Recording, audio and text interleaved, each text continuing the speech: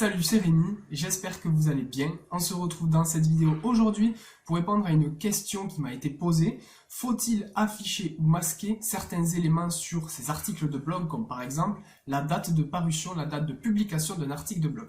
Alors c'est une très bonne question parce que du coup, là en fait on va plus parler d'expérience utilisateur et même de conversion. C'est ça qui va faire que vous allez convertir ou pas et fidéliser ou pas votre audience. Alors tout d'abord, sachez que sur votre site internet, que vous soyez sur WordPress, Divi, peu importe l'outil que vous allez utiliser, d'ailleurs si c'est WordPress ou pas WordPress, normalement l'outil va proposer d'afficher certains éléments par rapport à vos articles de blog. Ça peut être par exemple le titre, ensuite ça peut être l'image qui est mise en avant qui représente l'article de blog, ensuite l'extrait, donc ça peut être 2-3 lignes qui résument ou qui synthétisent votre article de blog, l'auteur de l'article de blog en question et la date de parution, la date de publication de votre article de blog.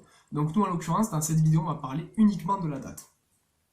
Alors ma recommandation c'est que je vous conseille de ne pas afficher, donc de masquer cette date de publication. Pourquoi? Je m'explique, je vais vous expliquer deux cas qui vont illustrer du coup mes propos.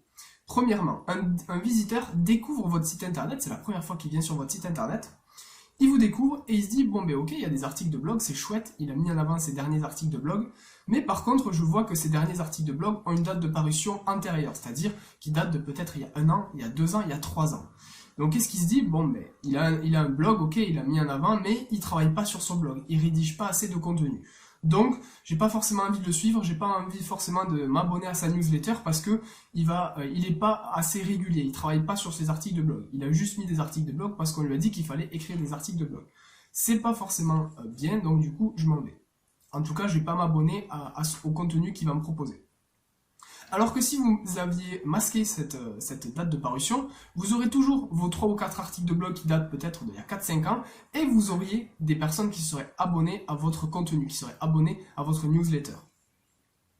Encore un autre problème qu'on peut rencontrer, ça peut être par exemple des articles de blog qui vont traiter sur l'actualité. Donc si on traite de l'actualité, on se doute bien qu'il y a une date précise. Par contre, moi je vous conseille donc de traiter de l'actualité très peu d'actualité. Essayez de faire des articles de blog qui soient intemporels le maximum pour justement éviter ce problème-là. Ensuite, des articles de blog qui vont, en fait vos visiteurs quand ils vont arriver sur votre site internet, qui vont voir un article de blog où il y a la date de publication de l'article de blog, ils vont se dire « Ah ouais, d'accord, même s'ils publient tous les jours, je vois qu'il y a certains articles de blog qui commencent à être un peu obsolètes parce que du coup, ça c'était un conseil qui était peut-être valable et viable il y a 5 ans, maintenant on est quand même passé à autre chose, donc du coup je vais toujours pas m'abonner à son contenu parce qu'il ne le met pas à jour. » Ça aussi c'est un gage de confiance en fait, ils veulent que les contenus soient à jour. Donc si vous avez une date antérieure, ils vont se dire bon mais ok il y a du contenu, c'est chouette, mais par contre du coup pour moi c'est obsolète. La date de parution est beaucoup trop ancienne, son contenu n'est. Ça veut dire qu'il n'est pas mis à jour, alors que peut-être que vous aviez mis à jour votre contenu, mais pour eux il y a une date antérieure, donc ils vont se dire c'est du contenu qui vaut plus rien du tout, c'était bon il y a 5 ans, maintenant ça vaut plus rien du tout. Donc mon conseil, ma recommandation c'est masquer votre date de publication, de parution de vos articles de blog. Ça va faire qu'améliorer le fait que les gens s'abonnent à votre contenu, qui vous suivent et qui reviennent sur votre site internet. Si vous voulez aller plus loin, n'hésitez pas à vous abonner à cette chaîne YouTube, me dire dans les commentaires si le format vous convient, me donner des questions pour que je puisse les traiter en vidéo, n'hésitez surtout pas, je me ferai un plaisir de faire une vidéo pour répondre à votre question. En attendant, je vous mets un guide et une formation offerte à la fin de cette vidéo qui sera du coup en description. Vous cliquez, vous entrez votre email et vous recevez tout ce qu'il faut savoir pour créer son site internet, optimiser son site pour le référencement naturel et trouver ses premiers clients. Vous saurez tout et absolument tout par email immédiatement. On se dit à bientôt.